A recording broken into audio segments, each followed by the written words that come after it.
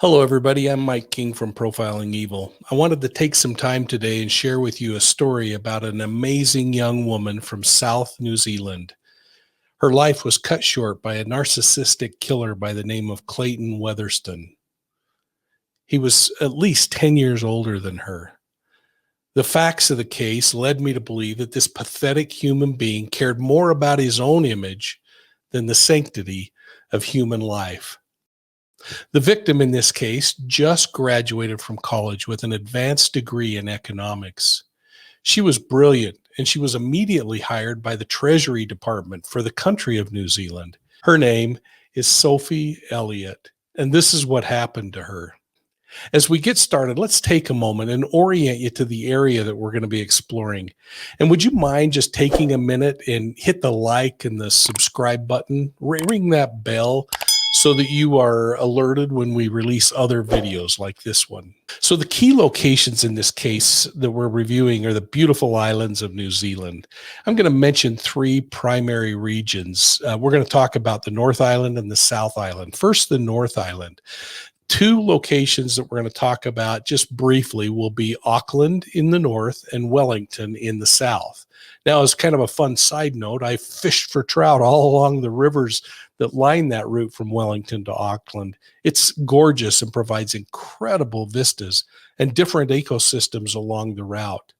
Now, the South Island is where we're going to really focus our attention, and we're going to spend most of our time in a city called Dunedin. It's beautifully situated at the southern end of the South Island along the eastern shore. And there we're going to go and we're going to explore the crime scene. And I just want to mention to all of you that I've kind of generalized the area for the crime scene so that we continue to provide some level of privacy for the Elliott family. But from there, we're going to just kind of drop over the mountain to the southwest, and we're going to go to Otag University. This is where Sophie went to school, and it became very important in the entire case. Now, if we take a short jaunt to the south from the university, then we see the area where Clayton Weatherston was raised as a child, where he attended primary school and the community college before going on to Otag University. Now, this is kind of important because I want to point out as you look at this, how close everything is. I mean, you can see Sophie's home at the top of the map as you look to the north. And from where we're standing at the southern end, we can see what I think would probably be the most probable route if you were to drive from Green Island, where Weatherston lived and grew up, to Sophie's residence in Ravensbourne. Hopefully this is really helpful in this regard. Now, according to Sophie Elliott's mother, Leslie, January 9th, 2008 started out perfectly. The skies were blue and her home was filled with laughter and chatter, much of it coming from her energetic 22-year-old daughter, Sophie Kate Elliott. Sophie was packing as she prepared to leave home for her new job with the New Zealand government. She had just graduated from Otag University, just blocks from her family home in Dunedin. Now, I've invited one of the Profiling Evil family members from New Zealand onto today's show. This is really exciting. I've asked her to describe Dunedin. So would you please welcome Miss Karen Arnold. Karen, tell us a little bit about Dunedin. Dunedin is on the southeast coast of the South Island of New Zealand.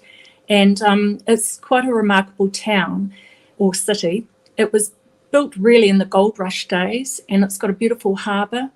And so back in the 1800s, a lot of ships came from over the Britain, bringing new people hoping for a new life, really, to New Zealand. And so it's got amazing architecture, really beautiful. It's called the Edinburgh of the South because it's got a hugely Scottish influence. Its railway station is one of the most photographed places in New Zealand. And it's also home to the steepest street in the world. So it's got the Guinness Book of Records, that's Baldwin Street. And it's a hilly city. So I live in the flat. And so Yeah, it's very hilly. It's got two beautiful beaches, St. Clair and St. Kilda, so it's popular for surfing. But its claim to fame really is that it's a university town. So it's got Otago University, and it's got both a medical school and a law school. So it's got an academic element to it. University students are, central to the culture of Dunedin. But other than that, it's really quite a blue-collar worker city, and the people are just down-to-earth, good people. So yeah, that's Dunedin in a nutshell. While Sophie and her mother joked about how quiet the home would become once the quirky, fun-loving girl moved away, across town, her boyfriend, Clayton Weatherston, was sitting at home surfing Sophie's social media sites and reeling over the fact that she had terminated their 5-month-long relationship just weeks earlier. Now, Facebook was relatively new in the social media world, and Sophie was naively using it, perhaps even sharing too much information. Without her knowledge, Weatherston cyberstalked her activities from inside his home. He was described as incredibly egotistic, and Weatherston began fuming over the rejection and the personal embarrassment that he felt at yet another failed relationship.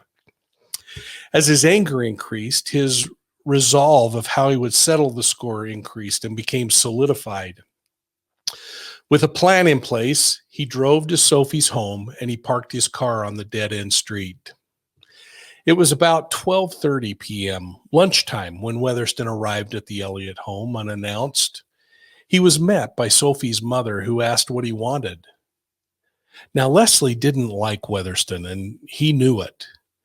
She was aware that he had, on numerous occasions, physically and emotionally injured her daughter. She stood in the doorway as he smiled as charismatically as he could and asked if he could give Sophie a going-away present. Leslie held her ground at the door as Sophie emerged from her upstairs bedroom. Leslie looked over her shoulder and up toward her daughter, who mouthed the words, "Who is it?" Leslie responded in kind, mouthing, "It's Clayton." Inquisitively, she stared at Sophie, who then told her mother to just let him in.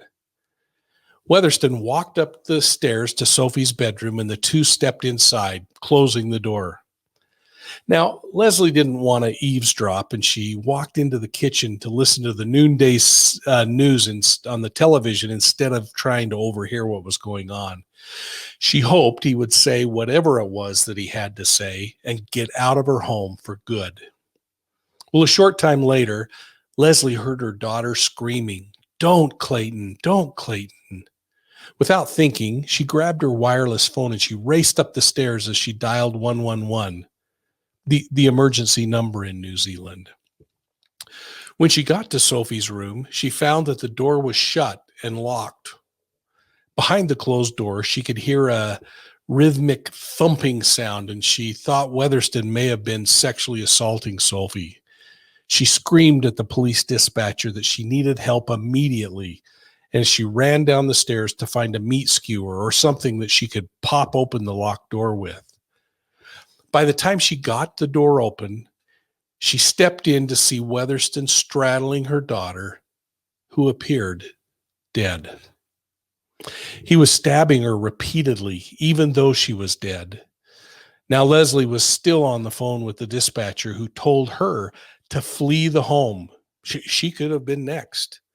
She did so, believing that her daughter was dead and there was nothing she could do to help her. Leslie ran outside and collapsed as she screamed for help.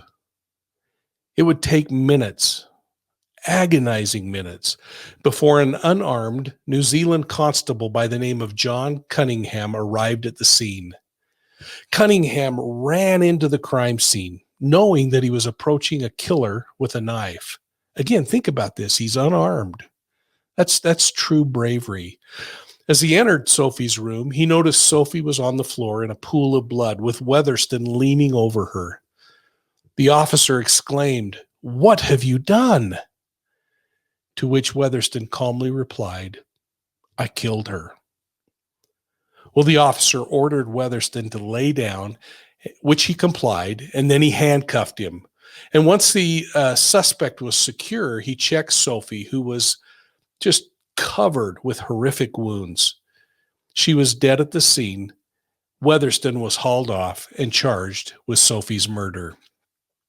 2 hours away, journalist Karen Arnold received the assignment to go to Dunedin and find a way to interview Sophie's parents and write a story for the weekend paper.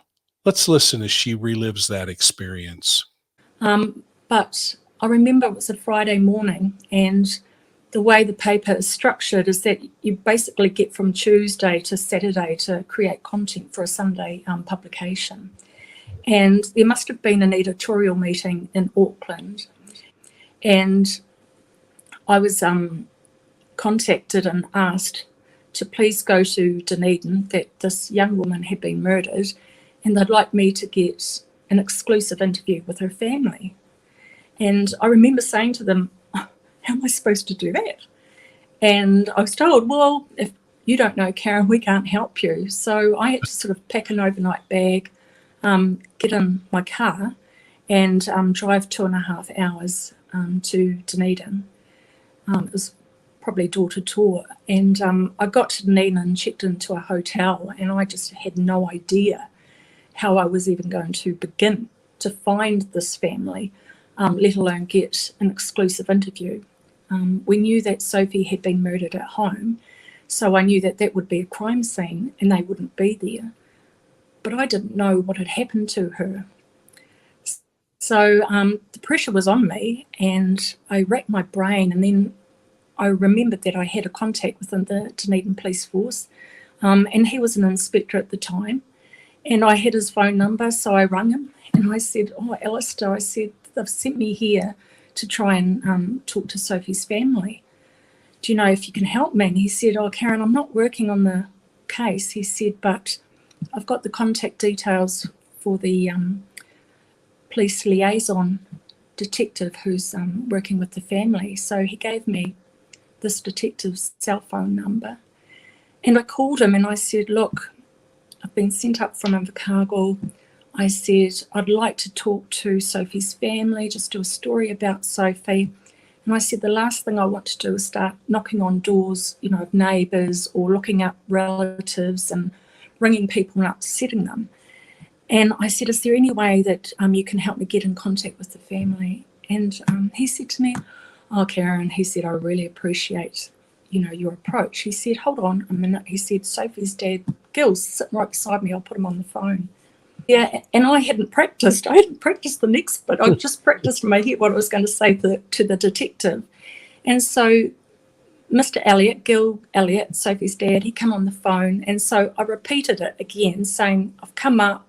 I'd really like to tell a story about, you know, Sophie and what she was like as a daughter and a sister and stuff. And he said to me, oh, that sounds all right. He said, hold on. He said, I'll just talk to Sophie's mum. She's right beside me. So there was a bit of a conflab. And then he came back on and he said, oh, no, that sounds all right. He said, when would it suit you? Which was embarrassing. So anyway, as it was, Sophie's two brothers lived in different places in Australia. So they were flying home on separate flights that night. It was Friday night. She had been murdered at lunchtime on the Wednesday. So he said, look, we're going to get together as a family tonight. He said, how about you phone me tomorrow morning? So I got his phone number, and then that's all I could do. And at 10 o'clock on the Saturday morning, I phoned Gil, and he said, yep. He said, they were staying at a motel in the city centre, not far from where I was.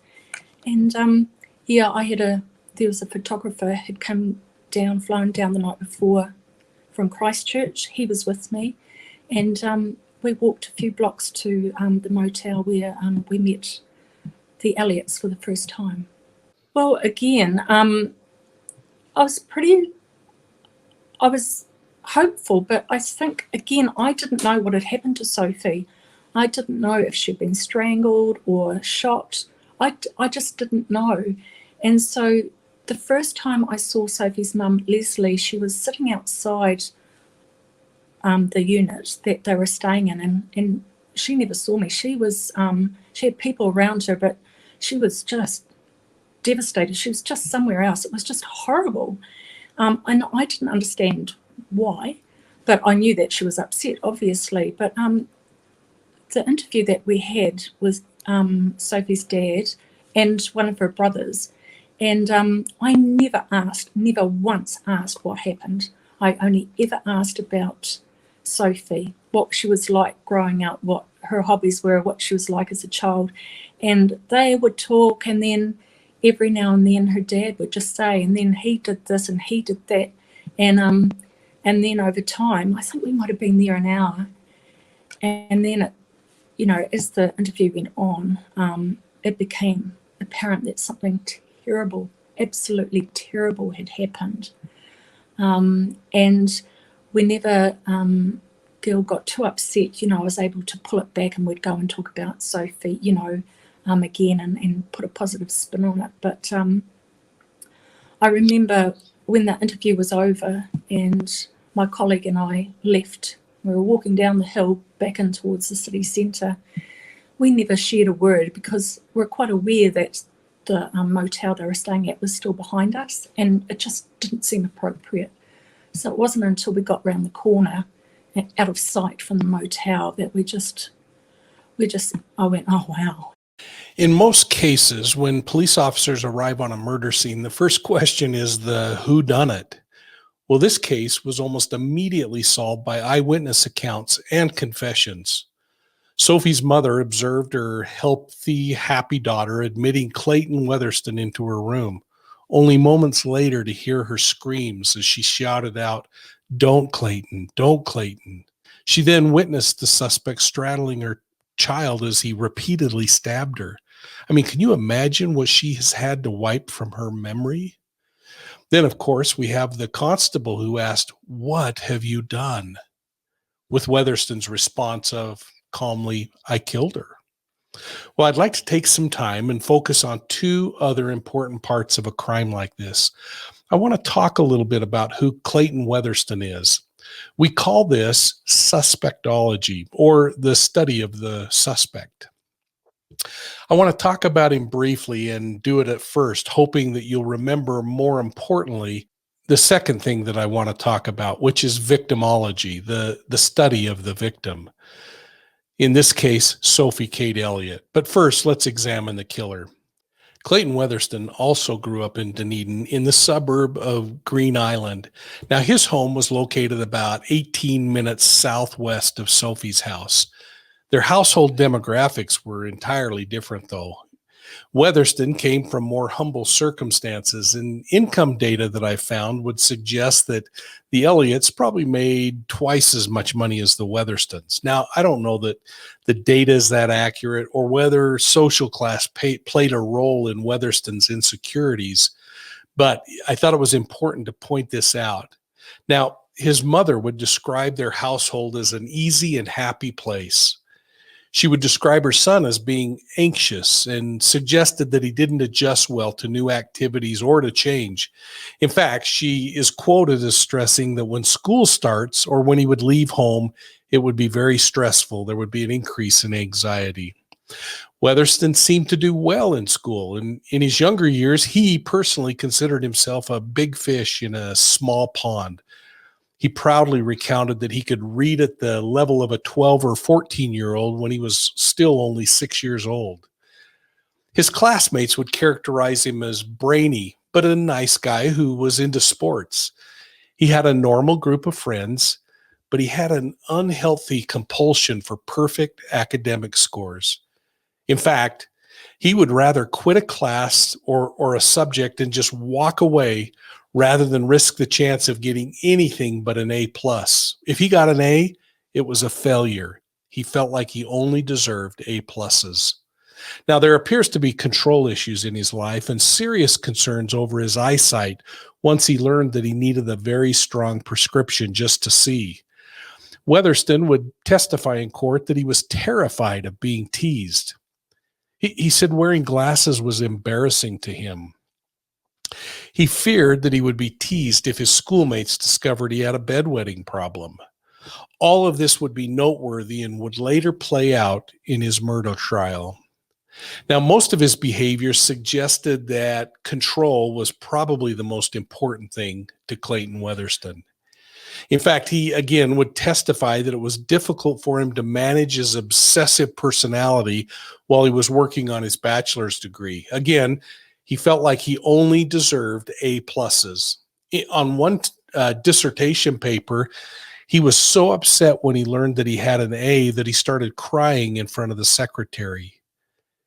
He would testify, "For me, it was the best piece of work that I had done in the whole degree."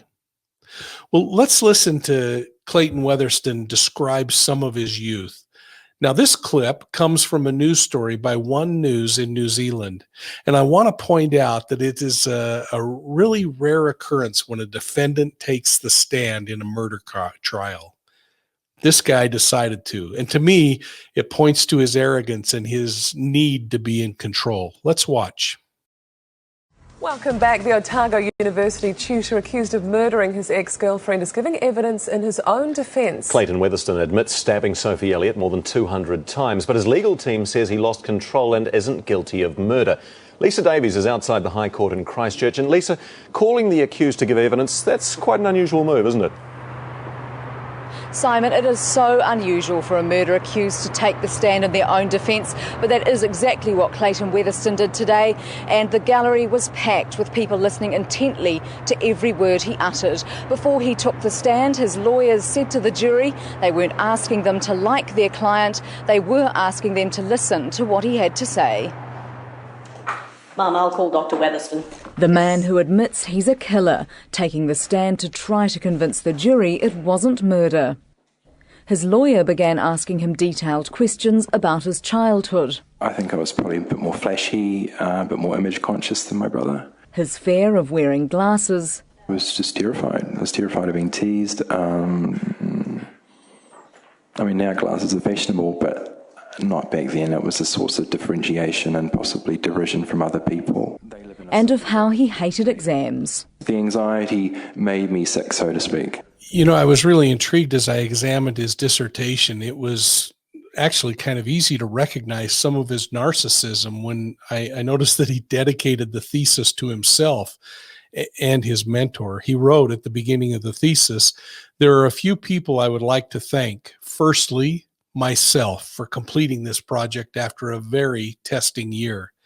He then called out his professor and longtime confidant, Dorian Owen. Now, it was during this time that Weatherston sought help for his anxiety disorder. One of his doctors would later share that he struggled with separation anxiety when his girlfriend announced that she was moving to Auckland, New Zealand. He said, speaking of this previous girlfriend, "There was a lot of pressure put on me to make a decision as to whether to leave Dunedin and follow her." It was around this time that Weatherston starts taking prescription Prozac. Now, Prozac is an antidepressant most often used to treat depression and obsessive compulsive disorders. In fact, he would testify that he came to use Prozac on a regular basis, taking one pill each morning. Now, in the 3 days before he killed Elliott, Weatherston self-prescribed his dose to 3 tablets a day. Weatherston's trial began with the opening statement by his defense lawyer that I think was just plain an understatement. This man is not normal. Did you get the boost you were after? No, not at all. The way in which it was said. Were you not listening, Mr. Bates? Are you lying, Mr. Bates? During his trial, several former girlfriends of Weatherston took the stand and testified that he was both loving and generous, but that he had a mean demeanor on the other side. One former girlfriend said, quote, "The private side was a fairly insecure person and someone who could be very mean and someone that got very worked up very easily and wouldn't get over those things," close quote. She continued by describing how Weatherston hurt her on one of those occasions, kicking her and jumping on her, causing her nose to bleed. The woman also testified of other violent mood swings by the killer. By July of 2007, Weatherston met Sophie Elliott. He would describe Sophie as being completely obsessed with him as he spoke to others. And he said it was flattering. Weatherston's friends were primarily newer PhD students, and most were overseas. Again, he was hanging out with people that were 10, 12 years younger than him. By the time Weatherston landed his job at the university, Sophie was breaking off their relationship. The final straw came on December 27th when Weatherston assaulted her and shouted that he wished she was dead. She would later write in her diary, "I hardly know where to start. Clayton assaulted me. When I went to leave, he went absolutely psycho. No exaggeration at all, I assure you. He told me I'm a blankety-blank horrible person, that everyone hates me, I'm blankety ugly, and that he has never liked me, etc., while pinning me down with his entire body on his bed." Elliott also wrote that Weatherston put his forearm across her throat, and he placed his hand over her mouth so that no one could hear her screams. She wrote that she was incredibly scared and panicky, commenting that she'd never had a guy use his weight against her like Weatherston did. She described him as furious and extremely unreasonable. Sophie was so disturbed that she spoke with Weatherston's university supervisor. Let's listen to that. Well, he clearly regarded himself very highly. He was someone who had gone considerably down in my academic estimation after I read his thesis, was intent on causing a lot of trouble by his difficult attitude with people. Weatherston had asked Alexander what he thought his chances were of getting the lectureship he'd applied for. It was my opinion that he had little chance based on his conflict with other members of the department, particularly in accusing two senior colleagues of plagiarism. Elliott also told him Weatherston often called her fat and stupid, and he once pushed her down some stairs and told her that he wished her dead, that he now had a new girlfriend who was 5'10" and such a big step up from her. Defence lawyer Greg King put to him that he'd never liked Weatherston. Alexander denied that, adding, though, his view has changed recently. Juanita Copeland. Well, that was the final straw for Sophie, who ended the relationship for good. She had a new job. A new, fresh start was just weeks away. Then Weatherston showed up at her home and brutally murdered her. Only 5 days after murdering Sophie, Weatherston wrote a letter to an old girlfriend from his jail cell. In that letter, he spoke poorly of Sophie, and he lamented only about how bad his own situation was and how her death was negatively affecting him. Listen to this. I am also sorry that such a horrible person has been glorified in the media. That is our society, sad face. He's talking about Sophie Elliott.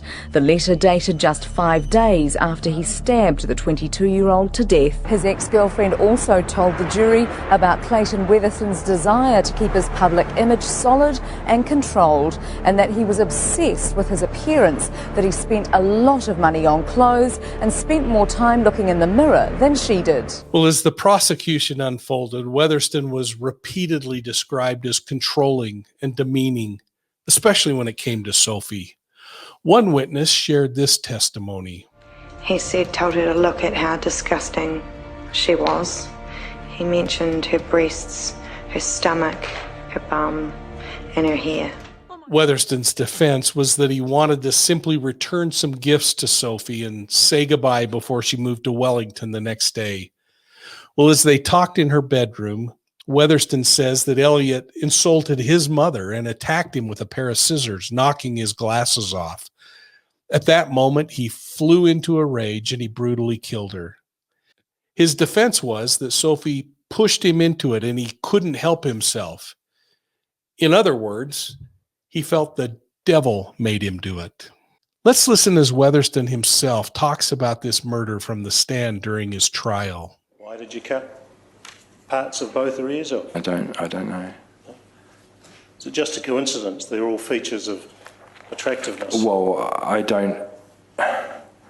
My personal view of attractiveness is that those features are not important. I suppose it's how they correlate with one another and are they aligned and everything else. You can't just have nice ears and, it's the whole package. So, and that's generically, she was attractive. Why did you cut the nipple off her breast? I don't know. Stab her in both eyes? I don't know.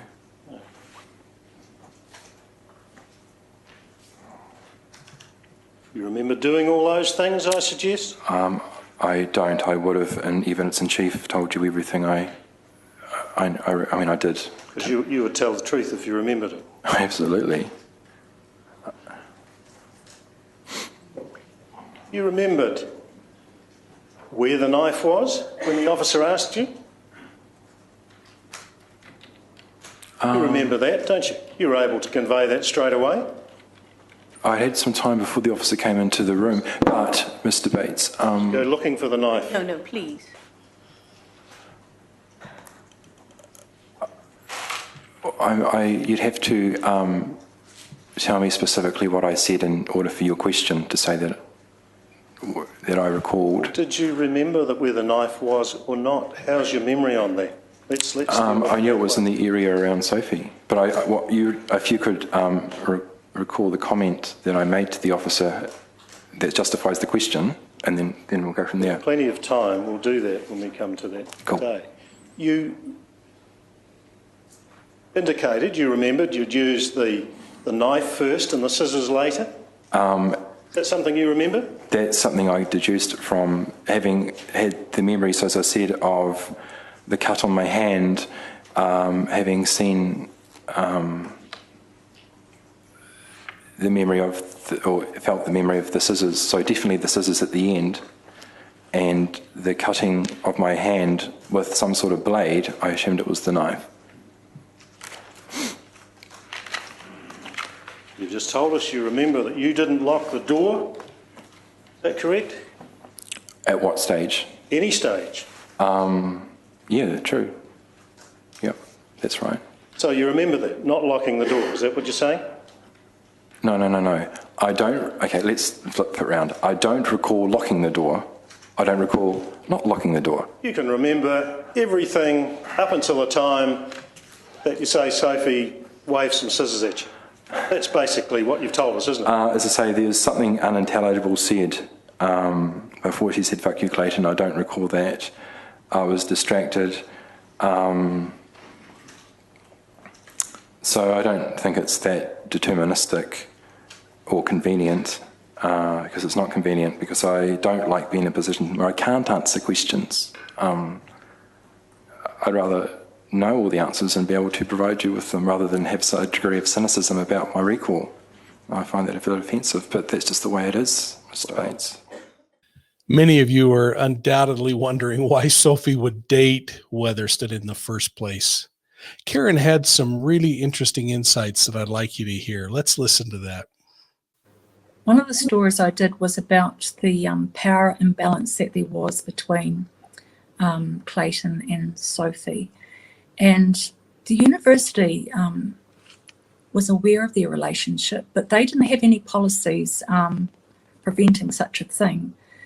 And hindsight's a wonderful thing, isn't it? But Clayton murdered Sophie on his 32nd birthday. It was his birthday. He was 32. She was 22. But as I said before, Sophie was a late bloomer in terms of, just wanting to go out and socialise. And her mum told me that she'd had a boyfriend when she was at school, but they never did anything. They just used to hang out in the lounge with her family and stuff. They just were friends. And so there was this power imbalance in terms of Clayton was one of Sophie's lecturers at university. He was a lot older than her. He had had more experience in relationships than her. But also, because she was a wee bit immature, or less experienced, it meant that it was actually more like a 32-year-old man going out potentially with an 18-year-old girl. The gap was even bigger because she wasn't as experienced as you might expect a 22-year-old woman. So she didn't know, and he suggested that she became obsessed, but I think it was it was probably her first time as an adult woman where she was, feeling something. And here he was a lecturer at university, and he was very clever and stuff. And she didn't know what was healthy and what wasn't healthy. And I think her reaction, because they broke up and then they'd get back together, and it was very childlike, really. When you think about, if there's two adults in the relationship, you'd think one would, rise above it. But it was quite fatal, really, between the pair of them. His insecurities and his, personality type, and then her inexperience. And her mum says, she used to say, "Oh, Soph, forget about him, this isn't right." And, they'd break up and then they'd get back together, and it was just like that. And I think that's why Leslie has gone on and went on to create Sophie's Foundation, because she knew, she had seen the signs, but she had no idea what potentially it could lead to. And I think everyone just thought that Sophie was leaving home, she was moving to a new city, it was all going to be behind her. And I just don't think it ever crossed anyone's mind that it could turn fatal. It was just, this is over, you can, go forward and enjoy life. Before I tell you a little more about who Sophie Kate Elliott is, I want to talk about the evidence in this case. Now, we've often talked about the forms of evidence, and the hope that I have that every conviction is based on multiple forms of evidence, not just a single form. So let's explore those forms known as confession, physical and forensic evidence, eyewitness accounts, and circumstantial accounts as it pertains to the Sophie Elliott murder. Then let's talk a little bit about some of the behavioral evidence in this case. First, let's talk about confession. Weatherston made an admission, a confession of sorts, to the responding officer who asked, "What have you done?" His response, "I killed her," was an admission, a confession of sorts. Now, when questioned by police after the crime, he refused to answer their questions and asked for an attorney. But Weatherston would also confess to the brutal slaying during the trial, saying that he did, in fact, stab Sophie to death. Number two, physical and forensic evidence, all kinds. Sophie Elliott was stabbed at least 216 times during the assault. The wounds were found on 11 primary locations on her body, and prosecutors would bring out that many of those wounds were focused on the face or reproductive organs. Now, Sophie's blood was recovered all over Clayton Weatherston, as was his on her. There was physical evidence to support Sophie's efforts to escape, and there was evidence that Weatherston had locked Sophie's door prior to assaulting her. Now, many of her wounds were from a knife that originated from Weatherston's home, and some of the wounds were from a pair of scissors kept in Sophie's room. The cause of death was testified to by the medical examiner, who attributed her death to a loss of blood and severe trauma. Eyewitness accounts. I mean, there are two incredibly good eyewitness accounts to this homicide. Sophie's mother and police constable John Cunningham, who saw Weatherston covered in blood standing over Sophie. Now, this could cross over into circumstantial, I guess, but I wanted it included here as well. But let's talk about Leslie Elliott. She will never forget the horrible scene that she witnessed that day. She forced her way into Sophie's bedroom after hearing her screaming, "Don't, Clayton." When she entered the room, she witnessed Weatherston straddling their daughter and repeatedly stabbing her. Let's listen as Leslie Elliott recalls the events of that horrible day. As you know, my daughter died 10 years ago on Tuesday, and she had just was in and out of a relationship with another man for about 5 months, and it was on again, off again. And at the time, I didn't she lived at home here with me. We were just her and I here, and she shared that relationship with me, which I'm grateful for now because I know exactly what went on. But I didn't realise, I didn't label it. I didn't put a label on it that it was, a woman being abused. I just thought he was different, had a different personality, and it was the way he treated people, and she had secured, during the year, she'd had interviews with 3 organisations in Wellington, and one of them was Treasury, and she got a job with them, so she was really looking forward to that. And the day she died, she was here with me. We were packing, and she had boxes in every room, so it was a lovely day like it was yesterday, and we had all the doors and windows open. Her bedroom's just upstairs. She was up there when Weatherston came up the drive, and I answered the door, and he said, could he see Sophie? He had something for her, and he had a bag in his hand, which was a supermarket bag, which looked like it had an orange T-shirt or something, and I didn't really take much notice.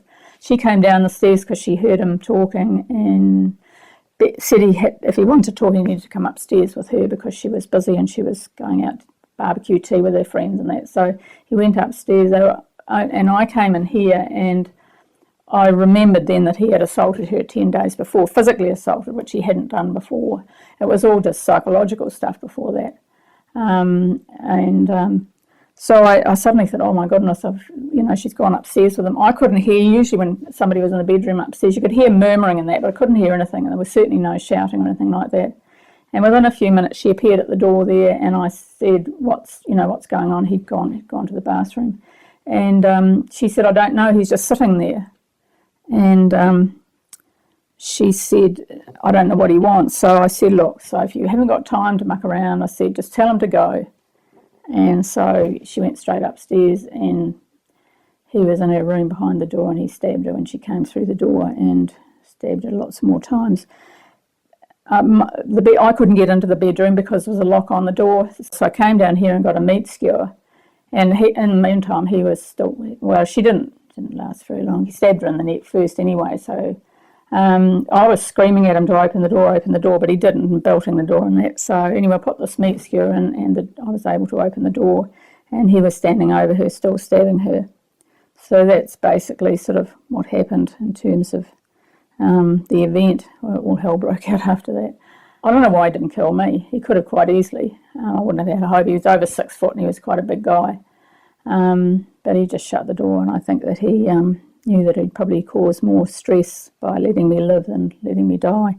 So that was where it all started. I suppose the thing that gets to me the most is that he desecrated her body after he killed her, and that really riles me. And there's a law against desecrating a human body, and she didn't get in it. Well, to all intents and purposes, she didn't get anything for that. But according to the law, we understand that the murder was the top of the list sort of thing, and that's what he got his sentence for. Circumstantial evidence. This case has powerfully convincing circumstantial evidence. Leslie watched as her vibrant and healthy daughter stood at the top of the stairs in their home, waiting as Clayton Weatherston walked up the stairs to meet her, and the two disappeared into her bedroom, shutting the door behind them. Leslie heard Sophie screaming out, "Don't, Clayton, don't, Clayton." She raced to the top of the stairs to find Sophie's bedroom door locked. Inside, she could hear a rhythmic thumping. She worried that Sophie was being assaulted, and when she returned with a meat skewer, she was able to open the door and found Weatherston with a knife in his hands and Sophie laying on the floor covered with blood. Police would later find that one of the murder weapons was a knife that originated at Weatherston's home and was evidently brought to the scene, further evidence of his intent to kill Sophie. So let's just talk about the behavioral evidence in this case for a moment. As we examine the suspectology, the study of the suspect, we learn that Weatherston suffered from anxiety and obsessive-compulsive personality traits. This became frighteningly important when we consider how he lost it when an earlier relationship left him to pursue other interests. It was during these times that he would show these signs of what psychiatric experts would call grossly narcissistic behaviors. In fact, Dr. David Chaplow, the Health Ministry's National Director of Mental Health, would say, quote, Weatherston's narcissism manifested itself when he was frustrated, spurned, or threatened, close quote. Again, I'm talking with Karen Arnold, who was the reporter at the time of the crime. She was one of the few reporters who actually interviewed Sophie's parents. On one occasion, Karen spoke to Leslie while sitting on Sophie's bed in the same room where the young woman spent her life and lost her life. Let's listen. So, yes, so Leslie invited me up to Sophie's room, and I remember feeling a bit hesitant and, but I suppose privileged, I think, as well. You know, that she was comfortable to take me there. And we went into her room, and it's such a pretty room. It was just such a pretty room. But she was able to say, oh, you know, Sophie was down there. And she pointed, you know, down in the beside her bed where she'd lain. And then there was this really pretty patchwork quilt on the bed, and that had been donated by a group of people that, you know, make these things and give them to people that have suffered, you know, a loss of some sort. I can't remember what the details were. And so I saw the, so I saw the Marilyn Monroe posters on a wall. I remember those. And I remember looking out her bedroom window, and it had a nice view. I think it was over the garden. I think it was east facing. So that's how she got the morning sun in. But then Leslie then took me along the hallway. We were upstairs and we went into like an office study, and there was a computer there, and she played a video, and it'd been just a few nights before, I think, that Sophie had gone out with some of her friends to a karaoke bar. And here was Sophie, and she was singing. And she was singing Queen's song, Don't Stop Me Now. And all I could sense really was what a thrilling week she must have been having, because it was summer in New Zealand. She was packing, you know, she was having barbecues and having, you know, goodbye meetings with all her girlfriends and stuff, and how she was just on the cusp of doing something so exciting, leaving home and starting her first job. And it's got to be noted that Sophie Elliott was a top economics scholar. She did her degree with honours, and I think she was listed about, you know, the top 2% of economics scholars in the country. So she was going places, and she just had everything before her, and I'll never forget her singing. I just felt the absolute excitement in her, and oh goodness, if only she knew right then what was going to happen, you know. Oh, and that sticks with me the most, just her. I could sense her thrill and her excitement of life. Leslie wasn't going to be intimidated by Weatherston. In fact, she defiantly stood in the courtroom one day, making sure the killer noticed her. I'd like you to listen to Karen describe that day, and then reflect on the amazing legacy that Leslie left in the building of the Loves Me Not Foundation, which was later picked up by the New Zealand Police Department when Leslie recently stepped down. Let's listen. She's such an amazing lady, because you'll recall the first time I saw her, she was practically hysterical. And of course, I didn't know what had happened and what she'd seen. But when I went back to Dunedin for Clayton's first court appearance, and everyone in the courtroom stood for when the judge came in, and then sat when the judge said, please sit down. But Leslie remained standing in the courtroom because she wanted him to see her. And I even remember then thinking, oh, that lady is incredible, because she has recently suffered such a terrible thing. But, you know, she is just so strong. And you know, to read her letter to Sophie 2 years on that she wrote, and knowing how hard it was for her and her husband Gil and for the boys, and the court, when you think there was a trial and all these details come out, you know, and you know what happens in trials of a dead, you know, there's a victim and they're not there to defend themselves, and their reputation gets maligned. You know, it's horrible. But this woman, she was going to do her daughter proud, and well, she's done more than that. I'm sure she's saved people's lives as well. I mean, there's no doubt about it. But you know, she didn't wallow in what she'd lost. She really, you know, took all that pain and put it into something so positive and so good. Just an incredible woman. Well, Karen was savvy enough to pick up something that law enforcement initially missed.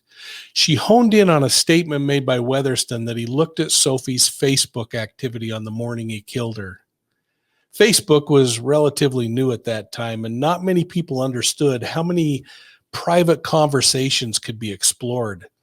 She discovered that Sophie had spoken frankly about Weatherston to a number of her Facebook friends, not realizing the killer would see the exchange. I wonder if it's possible that his anxiety, his overuse of Prozac, and the inability to handle rejection and embarrassment may have contributed to this homicidal idea that he had. Now, I'm not saying this in any way to suggest that Sophie played a part in her victimization. I just found it behaviorally very interesting as we explore Weatherston's motivation for murder. Let's listen to Karen describe that. Early January 2008, Facebook hadn't been around long at all. And so my first story, you know, it was still the week of her death, had been published on the Sunday. And I came back to work on the Tuesday and I signed up to Facebook so I could look at Sophie's profile. And I went on and had to find out what this Facebook was all about. But I worked on that story from Tuesday to probably Saturday, and no other media outlet in the country ever went near her Facebook page because no one thought to do it. I had. But what was obvious to me was, and I was in my late 30s at this stage, Sophie was 22, and so here I am, a stranger, looking at her life, and there was no privacy settings. And she had these photos, which I think in her mind, she was just sharing with friends. But in actual fact, they were very public. And when I looked at them, to her, they were probably just exciting and just, you know, being a girl and being glamorous. But all I could think about was that, oh, what if Clayton's seen this? Because I don't know how people messaged back then. I think you posted on each other's timelines. I forget, but I know that I could see one part of a conversation on her page, and then I'd go to her friend's page and see the other part of the conversation. That's how I went. But there was obviously ways to flirt. So back then you could poke people, or you could wink, or you could nudge them. There was all these things you could do. So it was evident to me that she had been on holiday with her friend. They'd been to Australia. It was evident to me that she'd met a guy while she was there. I think he was from overseas and he'd been backpacking or travelling around. It was evident to me that they'd had a bit of a fling perhaps, and that he was planning to come to New Zealand, and that, you know, if he were to call into Wellington, you know, then Sophie would, you know, show him around and stuff. So they had plans. I knew what she'd got up to on New Year's Eve, which was only, you know, a week or so before. And all I could think of was, oh, what if he saw all this?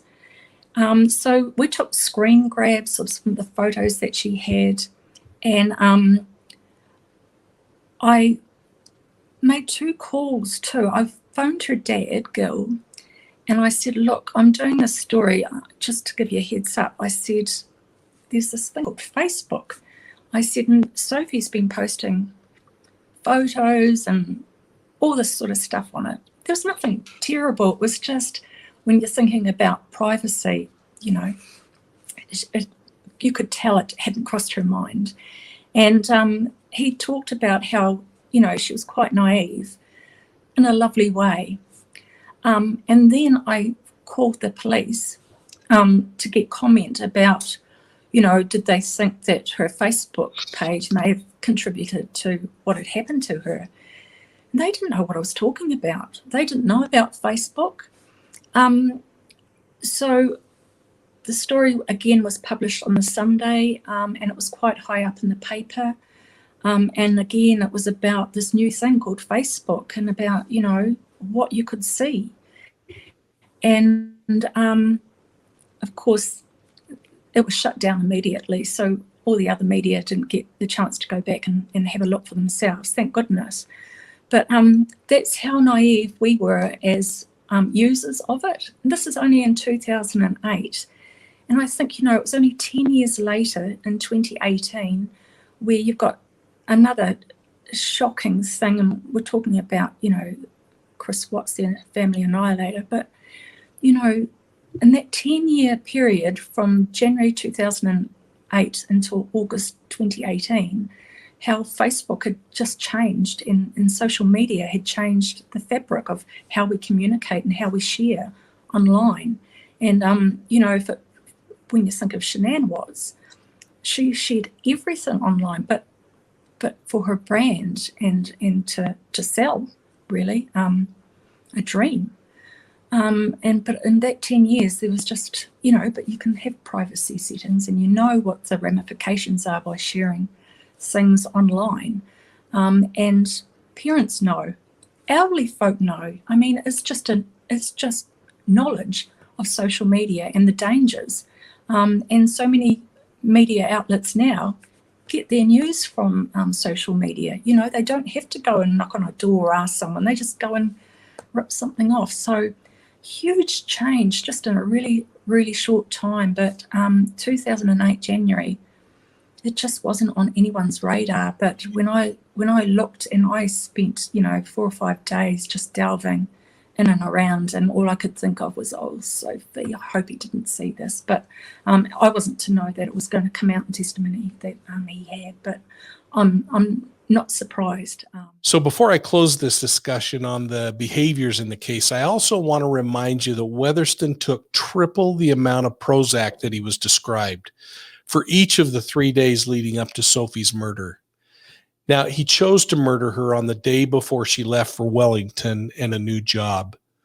I find myself wondering if he attempted to get Sophie alone during any of those 3 days before, or if he had to resort finally to going to her home to get access to her. Now, he parks his car on the street in a much different fashion than he had ever parked previously. To me, another indication that his thinking was becoming disorganized. Now, there are many more behavioral factors that we could explore, but I want to focus the remainder of my time on victimology, or the study of the victim, Miss Sophie Kate Elliott. I want to make mention of how much I appreciate Karen Arnold, a New Zealand citizen and former journalist who covered Sophie's case. I asked Karen why she chose to reach out to me through the Profiling Evil evidence room, and I thought you should hear her reasons and how it ties back to a case in the United States and the fact that this kind of violence occurs in every corner of the globe. Karen, why did you decide to share Sophie's story with Profiling Evil? I was listening to one of your shows, and you were talking about Tristan Bailey, and you were talking about the number of wounds that had been inflicted on her, and you were sharing your experience of watching, I think on camera, one inmate kill another through stabbing, and you were explaining how much energy is needed and how how such hard work it is for someone to inflict stab wounds on someone else. And you were affected, I knew, by what you had witnessed, and you had to watch the footage many times, no doubt, about the effort that these 67 stab wounds took this man. And so you were then comparing it to what happened to Tristan. And I'm sitting at home thinking, yeah, it's a lot of work, you know, but I've never heard, in that 13 years, I've never heard of all, you know, terrible things that happen in stabbings. I've never heard the amount of wounds inflicted. It was 216 on Sophie. And when you're talking about the work that was required, I mean, this guy was an academic. It's not as though he, did a physical job. I don't know if he went to the gym or worked out. I don't know. But I don't think it would matter if you were strong or, it's a different type of effort. And that's why I reached out to you, because I think the other important thing to know is that this isn't a United States thing. This isn't something that happens in Britain. This isn't something that happens in another big country, with a major population, that this can happen absolutely anywhere. Sophie Kate Elliott was born in Dunedin, New Zealand in 1985. Her parents, Gil and Leslie, describe her as a happy addition to their family that already had 2 sons. The boys would go on to be her biggest protectors, as she's described as a great little kid who became an outgoing, energetic woman who was popular among all her friends. She loved sports, music, and dancing. What really intrigued her family, though, is that she loved economics. She was a brilliant student. She entered the university at an early age and excelled, graduating at the head of her class. When she interviewed for a job at the National Department of Treasury, she was offered the coveted position. Hiring personnel would say that she stood heads above the rest of the competition. Now, she would need to move in early January and hadn't formally walked to receive her diploma. But she looked forward to that date, and she promised her family that they'd spend more quality time when she returned. Sadly, her brother would end up walking and receiving her diploma in her behalf after her death. Her mother wonders if Sophie were alive today, what would she be doing? Would she be married? What would her life have been like? Would she have children? The family keep her room like Sophie used to keep it. In fact, her cosmetics and other things are still there. Some people may think it's time to move on. Leslie and Gil aren't ready. I asked Karen if she would end this video by reading a letter that Sophie's mother wrote to her a few years ago after her death. It's the most fitting way for you to envision who this spectacular woman is, Miss Sophie Kate Elliott.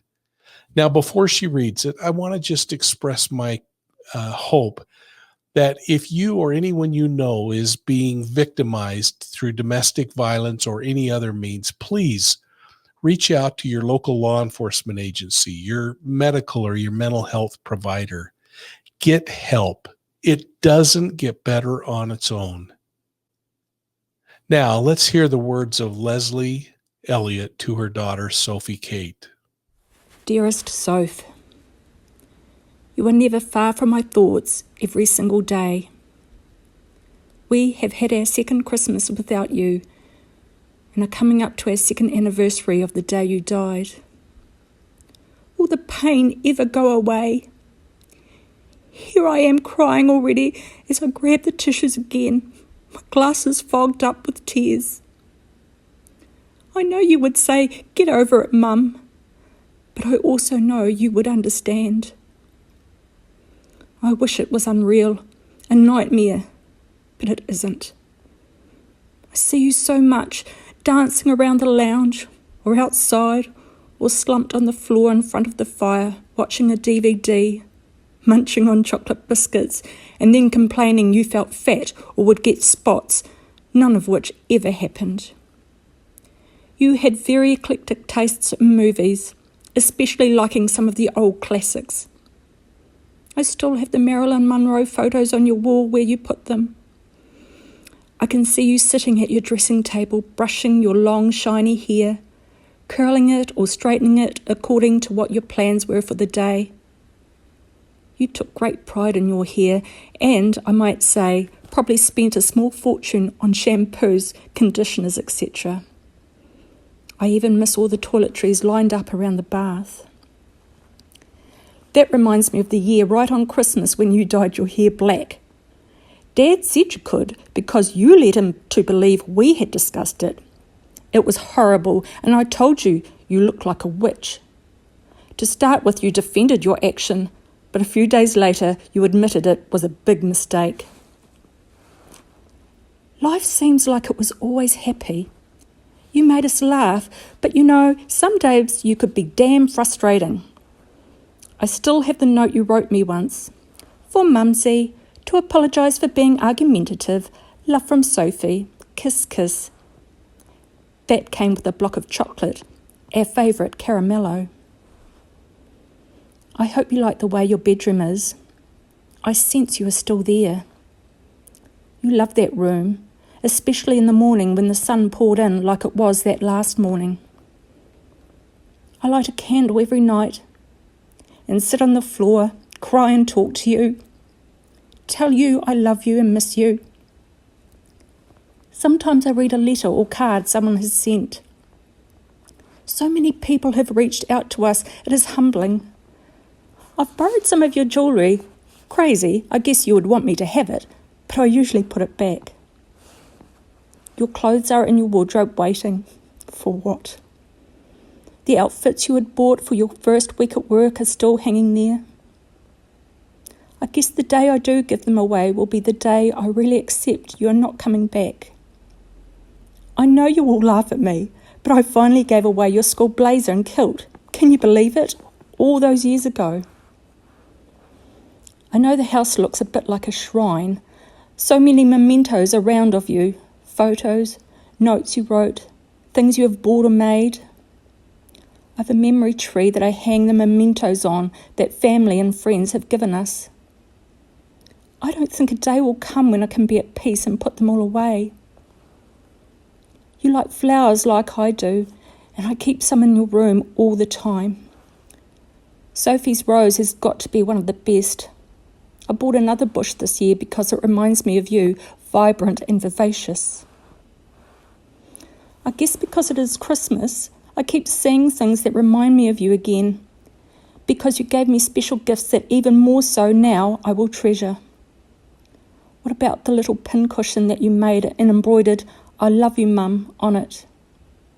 By now, you would have had a sign up on your wardrobe door, "Keep out," because you would have gifts and wrapping paper, etc. in there. You were the first to put gifts under the tree. You would have had the advent calendar on your wall and been very disappointed in me for not carrying on your tradition. You were an expert in decorating the tree and having a theme, either in colours or decorations, and topped off with lights. You got so much joy out of this time of year. You know Dad, he would come home and you'd rush out for a hug, then in no time complain because he was fussing around. He misses you so much, Soph. It is hard for him also to believe you will never come up the drive, spraying shingle after you as you came to a fast stop. How would like that again? Your brothers miss you so much. It's been a tough time for them and hard for Dad and I trying to come to terms with our own grief as well as being able to be there for them without being overprotective. They have struggled also to accept your loss. More tears from me, sorry pussycat. I find it hard when we're all together. There were 5 of us, now there are only 4. How did this happen to us? The boys gave up their lives in Australia to be here for the trial for as long as it took. We needed to be together to share our distress and grief and to see justice done.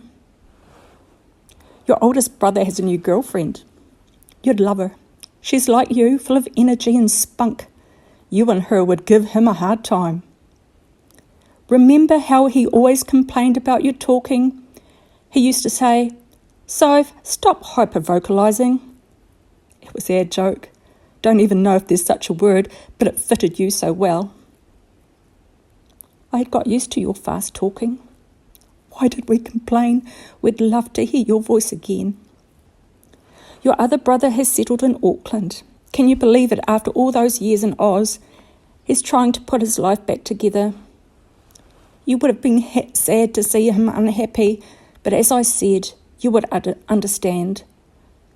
This is a new start. He likes it there. Some days there are thoughts of happy times we had, and others I think of that fateful day. I wish so much to talk to you about it. Well, I do talk, but you don't reply. I think about our lovely hug less than an hour before you died, and then my mind turns to those few moments of sheer terror and your awful death. You didn't deserve this, and neither did we. Our lives have changed forever. So much we had to look forward to, following your life and sharing it with you.